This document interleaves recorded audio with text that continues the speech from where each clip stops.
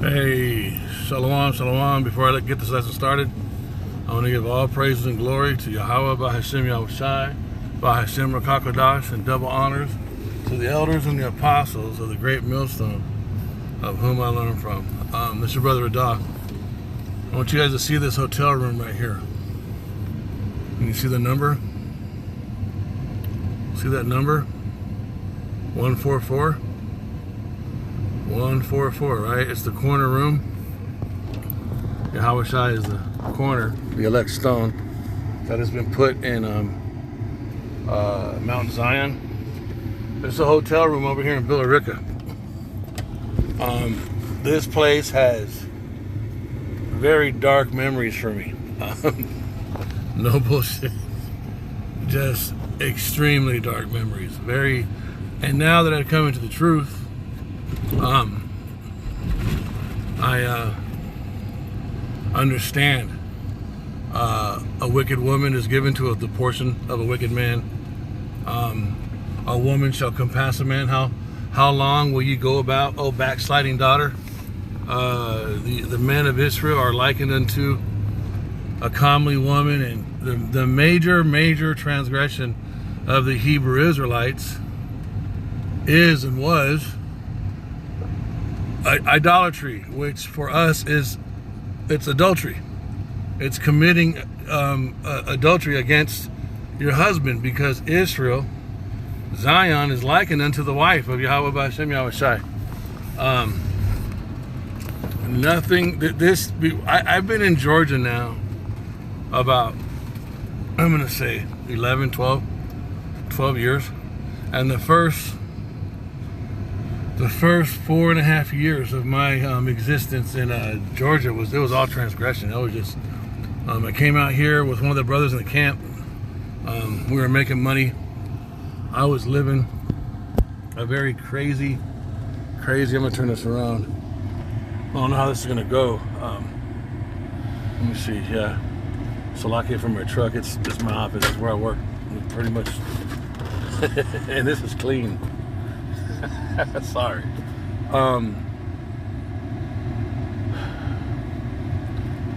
I knew, well, I was a Christian, right? Jesus. I was one of those very vocal for Jesus Christians, but it's a false doctrine. The water Yahweh B'Shem Yosef for waking me up. I'm facing the east. This is the east. Like, oh shit. Salakia. I don't know how to do this where it just stays on. That direction is Atlanta. The 20 is literally right there on the other side of that bush. The 20 is to my left. Okay, that's the entrance to the freeway. But I was driving back home. I'm headed back to the house, and I didn't know that that 144 was there the whole time it was there. You have no idea how many times I was in that hotel room, getting high, fighting with my girl. Nightmarish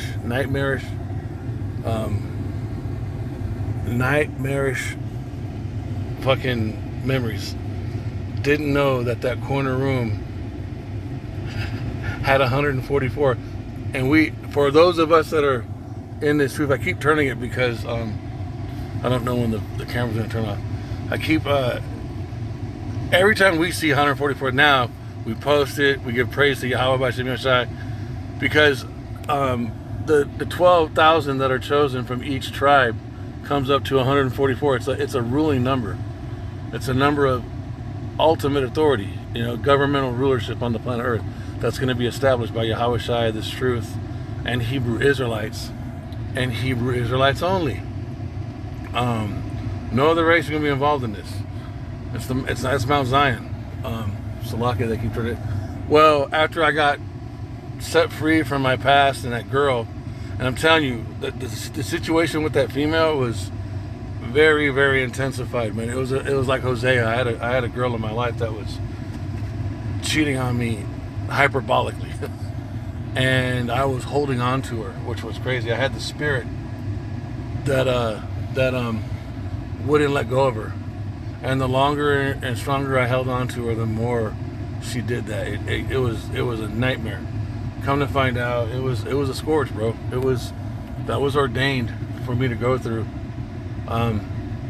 Because now I know all the precepts of what we did to the Most High, Yahweh B'Shem Yahushai. And now if you look around, the majority of women concerning men, no matter what status they are, Salakia. Yep. No matter what status they are, it doesn't matter. Females are just, they've been given so much liberty. The philosophies of Esau in this nation, combined with the laws that have been written to protect them, every single fucking female, for the most part, that you see is a walking contradiction, cyclone of trouble, and they're all defiled, they're all polluted, because they're sleeping with everybody. There's no hedge. When I woke up and began to get washed off and restored and healed and come into understanding, it was like, wow, I came by here just to remember, and I drove through that parking lot, and for this was about a year ago. For the first time, I looked at the number on a hotel room. I used to come here all the time just to I had a house I was living in, but I would come here to let off steam, to be fucking crazy, and also be crazy with my female. And there was a guy that lived in that room that was always there. He lived there, and I didn't know that room was 144. That's how dead of a corpse I was. That now, anytime I see that number, it's an instant reaction. It's an instant response to, if I see it on the clock, on a microwave, on a license plate number, on a street corner. Anytime you see that arrangement of numbers, if you're in this understanding, at least with GMS, and if you follow GMS, you're going to respond to that number with understanding. And it's nuts that this city is the city where I had the most intense experience with a woman I've ever experienced in my life when it comes to cheating. And then come to find out, that's the basis of a lot of what's in privacy. The main reason why we were scattered to the four corners of the earth is because of our cheating. I'm going to get those precepts. Let me pull up, I'm going to pull up one. Let me see. Let's, I believe it's in Jeremiah 44. I will take my name. I will take my name out of the mouth of Judah, my name out of the mouth of Judah. Let's just see if that should pull it up. This is just one of our accounts. I remember when I just first started listening to GMS and was learning how to switch from the name of Jesus to the name of Yahushai. I was believing the name was Yahushai. I was understanding that we had been lied to, but I was so scared at Trent, because by this time, within the first year of me being awake, I was praying in the name of Yeshua, Yahusha, Jesus, and Yahushai. I know it sounds crazy, but that's where I was at in my understanding. I wanted to speak to him, and I was in the place where I understood that I had been lied to, but I was so scared to then not be right with him that I was like panicking. And I remember I had literally just started listening to Manat Zatba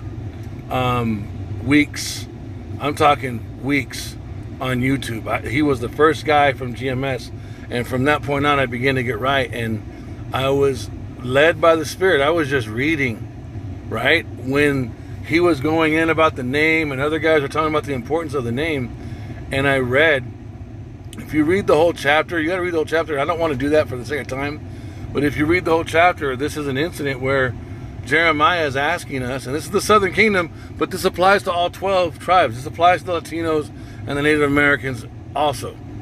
It's just Judah is the head tribe. We were pouring out drink offerings to the Queen of Heaven, and Jeremiah was asking us to repent. I'm paraphrasing this, and we told him no, because since we started pouring out drink offerings, we have been able to grow our crops, and we've been able to eat and drink, and the reason why we weren't able to eat and drink was because we were coming out of a famine from being disrespectful, and then we were confusing or ascribing the little bit of provision that we started to get to the Queen of Heaven rather than to Yahweh. So it's basically, this chapter is the equivalent of you catching your wife cheating, and instead of her crying and being shamefaced, she starts to tell you how much better the other guy that she's cheating on you is. This story in this chapter, and there's another one in Ezekiel where Yahweh gives Ezekiel a vision, and he shows our women in the temple crying for Tammuz, and then they go further into the temple and you see the men worshiping the sun. And I remember when I read that, I was starting to get understanding. The Spirit basically showed me that it's the equivalent of you finding a man literally in your bed, in your house, literally inside of your woman, catching them in the very act. It's not just adultery, it's you catching your wife in the very act with another guy inside of your house, inside of your bed. Once I began to get the understanding of just how bad this stuff was concerning us, because I now understood that we were Hebrews, I was like, oh my God. And I would always remember Villarica, the girl that I was with, and the intensity and the cyclical, the way she consistently did what she did, how it seemed like she was supernaturally empowered to do. It was wild, and it used to baffle me, man. And then reading these stories, it was like, oh, it was a scourge. I was given a cup to drink for a 4.5 year period of time. Right before I would wake up after me and her broke up and I got free and began to work on getting sober. I'm going to say about a year later I woke up, and then that began my discipleship. So I'm just driving by. I'm driving home right now. I didn't really want this to be too much of a lesson, but look, this is and this was the punishment. Jeremiah 44:26. This was one of them. Therefore, hear ye the word of Yahweh, all Judah that dwells in the land of Egypt. Behold, I have sworn by my great name, saith Yahweh, that my name shall no more be named in the mouth of any man of Judah in all the land of Egypt, saying, the Lord Yahweh liveth. Now, if it gets taken out of the mouth of the head tribe of Judah, it's going to get taken out of the mouth of all the other tribes. God is a God of order. Yahweh is a power of order and rank. Everything that's happening on the earth is perfectly happening the way it's supposed to be. So if Judah gets the name of Yahweh, Yahweh Shai, taken out of their mouth, it's also going to be taken out of the mouths of the 12 tribes. So this is when it was sanctioned, and then this became a reality sometime after Yahweh Shai had went back up after his earthly ministry after 70 AD. And then by the time we get to America, when we're all waking up, we're all scrambling to find out the names. And then when you read the prophecies like Baruch, let's jump to Baruch. I will give them a heart. I will give them a mind. I will give them a heart. In the land of their captivity. Let's do this. In the land of their captivity. Look at this. So this is many, many years from that declaration in Jeremiah, and we are 2,002 years away from when Yahweh Shai walked the earth, right? But this is the power of prophecy. Everything was written in advance for our learning, right? Baruch 2:30. For I knew that they would not hear me. Meaning we would never repent. We would continue to be a wayward, whorish nation. Because it is a stiff-necked people. But in the land of their captivities they shall remember themselves by remembering him, 31, and shall know that I am the Lord their power, for I will give them a heart and ears to hear. He's gonna activate our pineal glands. He's gonna supernaturally breathe on us, Ezekiel 37, Revelations 11 and 11, right? And then as we are being discipled and growing back up and learning by listening to the apostles of the great millstone, Baruch 3 and 32, and they shall praise me in the land of their captivity and think upon my name. Now we understand things like 144, because 144 goes into what? It goes into Revelations chapter 14, Revelations 14 and 1. And this is, look, and I looked, and lo, a lamb stood on the Mount Zion. This is the rulership. and with him 144,000, having his Father's name written in their foreheads. So you got to know the name. It can't be a confusing thing. We understand that 144,000 goes into the rulership and the government of Israel, right? That world that Yahweh loved, the harmonious arrangement. Look at Revelations 14:2. And I heard a voice from heaven, as the voice of many waters, and as the voice of a great thunder. And I heard the voice of harpers harping with their harps. What's the voice? It's the doctrine. It's the new song. It's the song of Moses. It's the 100% truth. It's the perfect understanding of this Bible, the entire roll, including the Apocrypha. Revelations 4:3. And they sung as it were a new song before the throne and before the four beasts and the elders, and no man could learn that song but the 144,000 which were redeemed from the earth. Only the elect men will learn this voice. Only the elect men will learn this doctrine. Revelations 14:4. These are they which were not defiled with women. What does this mean? The women are talking about the philosophies. It's not talking about actual women. If you go into Proverbs, the strange woman and the wine is going into the philosophies of the earth. Renaissance Western Christianity is one of those women. Islam is one of those women. Humanism and science, so-called, is one of those women. American patriotism. I'm a Democrat. I'm a Republican. That's a woman. That's a strange woman. That's a wicked philosophy. The scriptures we just read in Baruch, America and all the other nations that we're found in, is called the land of our captivity. When you got to understand it to have a worldview that's based on the understanding of prophecy, not what you have been indoctrinated with. So Revelations 14:4, these are they which were not defiled with women, for they are virgins. We are those wise virgins that Yahushua speaks about in the New Testament. These are they which follow the Lamb, whithersoever he goeth. He's our husband, and we're returning back to that wife state, that marital state, that family state.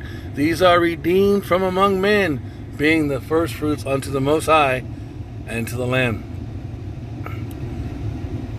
I thank Yahweh Bahashem Yahweh Shai that I was allowed to wake up and to learn this truth from the elders and the apostles of the great millstone, that I can go back to a place that is a wound and a scar, right? If you go to Jeremiah, I'll end it with this, Jeremiah 30, which is Jacob's trouble, but it also explains what we did. This is kind of twofold. Look, the word, I want to jump down. So this first 7-8 verses, this is going into Jacob's trouble, right? But we're being restored from what? From being scattered because of why? We were committing adultery. Alas, for that day is great, so that none is like it. It is even the time of Jacob's trouble, but he shall be saved out of it. Look at verse 8, and I'm going to read down a little bit. For it shall come to pass in that day, saith Yahweh of hosts, that I will break his yoke from off the neck. Who's his yoke? Esau. There's a yoke on us. We are not in our rulership. We're on our way to Revelations 14 as hopeful elect. But right now, we're in captivity. Therefore, for it shall come to pass, verse 8, saith Yahweh of hosts, that I will break his yoke from off thy neck, and will burst thy bonds, and strangers shall no more serve themselves of him, but they shall serve Yahweh their power, and David their king, whom I will raise up unto them. Verse 10, therefore fear thou not, O my servant Jacob, saith Yahweh, neither be dismayed, O Israel, for lo, I will save thee from afar, and thy seed from the land of their captivity. See, right there, Baruch ties it together. And Jacob shall return, the understanding, and shall be in rest and be quiet, and none shall make them afraid. For I am with thee, saith Yahweh, to save thee, though I make a full end of all nations, whether I have scattered thee. You got to understand what this means. So this tells you that wherever we are at, when we're all over the earth, we're on the bottom, nobody takes us seriously, because they think we're just a bunch of niggers and spiggers, but we're the true Hebrew Israelites. We're telling people Yahushua is coming back, and he's almost done punishing us. And once he's done punishing us, he's going to judge all you motherfuckers.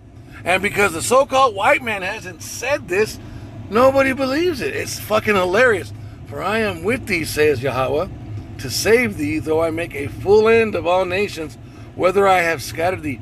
Yet will I not make a full end of thee, but I will correct thee in measure, and will not leave thee altogether unpunished. Nobody explains this. This is what slavery and the curses are. But see, dealing with white supremacy and the false identity of the Edomites and their pseudoscience, everybody thinks we're in our position because we're black, because we're Mexican, because we're Native American. No, this is what's going on.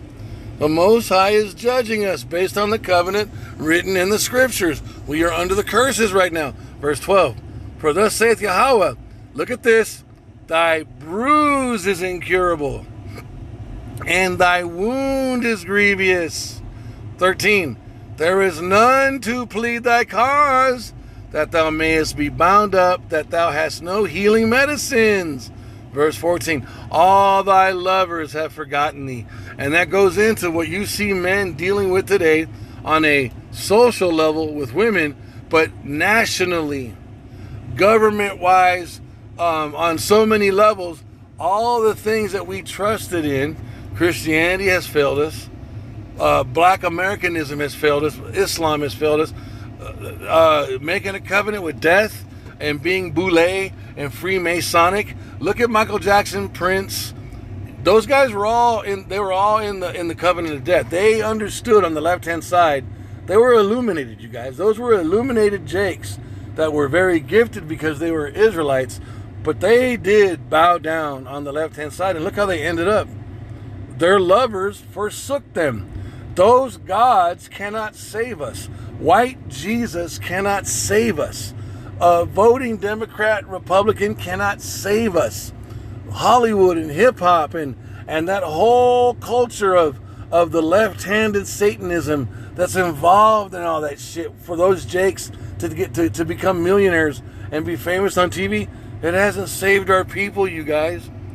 All thy lovers have forsaken thee. They seek thee not, and nobody comes to help us. For I have wounded thee. It's the Yahweh, but Hashem Yahweh Shai speaking. For I have wounded thee with a wound of an enemy, with the chastisement of a cruel one. There goes your slavery. There goes all these two-tiered judicial systems. The police officers killing us. The Asians killing us. Nobody's getting justice in the justice system. That's what this shit is, man. With the chastisement of a cruel one, for the multitude of thine iniquity, because thy sins were increased.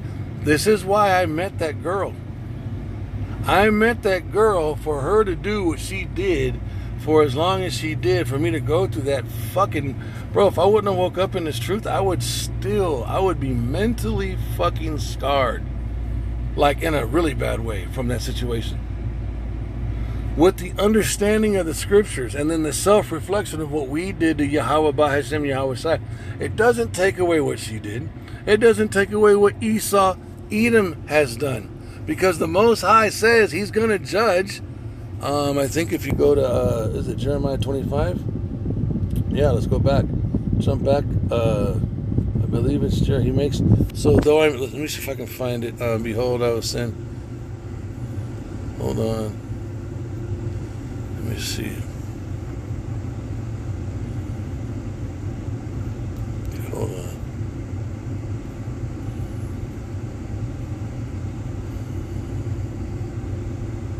So then I took the cupcake home.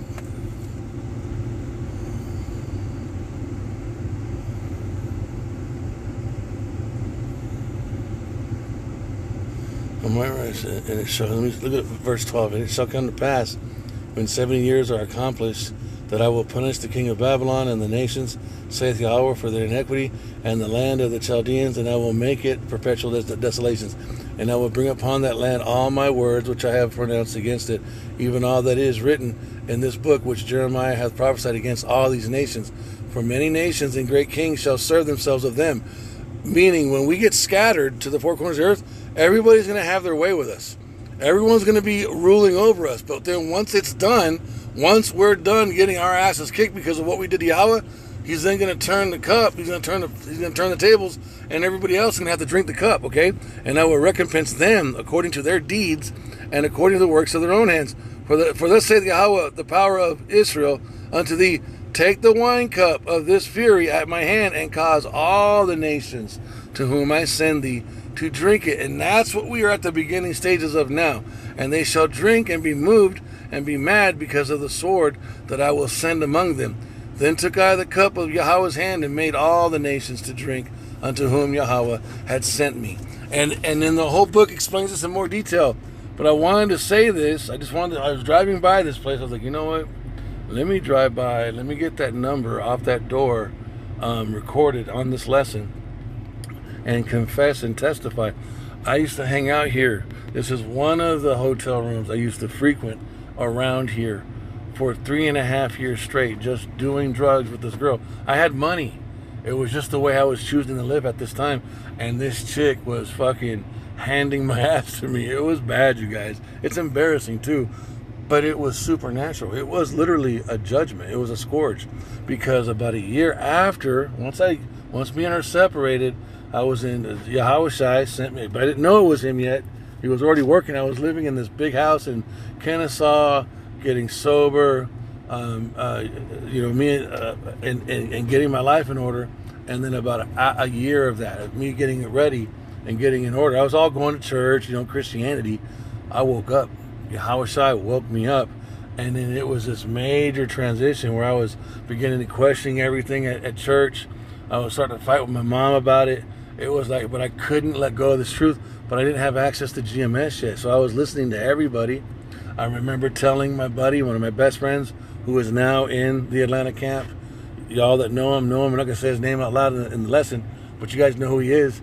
I remember I told him, hey, we're the Hebrew Israelites, and he just looked at me and he considered it. But then, and then over time, I continued to wake up and get more discipled and then began to speak to him. And Yahweh Shai woke his ass up, and now we're both in the camp. So I just wanted to acknowledge that, man. Yahweh B'Shem Shai is awesome. Without the understanding of prophecy, without the understanding of this truth, without the true correct names of Yahweh Shai, we're screwed. And those of you who do know the true names of Yahweh B'Shem Shai, that is a major indicator that you're probably one of the elect, hopefully elect, because you at least know his name. And from understanding the correct name, you can go back into the precepts and learn the history, and then be able to properly confess the transgressions we've done, and say sorry, and then position yourself to be made white and become a wise virgin, and cry for Yahushua to come and destroy this place and save you. So I pray that this lesson was edifying. I want to give all praise and glory to Yahweh, B'Shem Yahushai, B'Hashem Rakakadash, and double honors to the elders and the apostles of the great millstone. Shalom.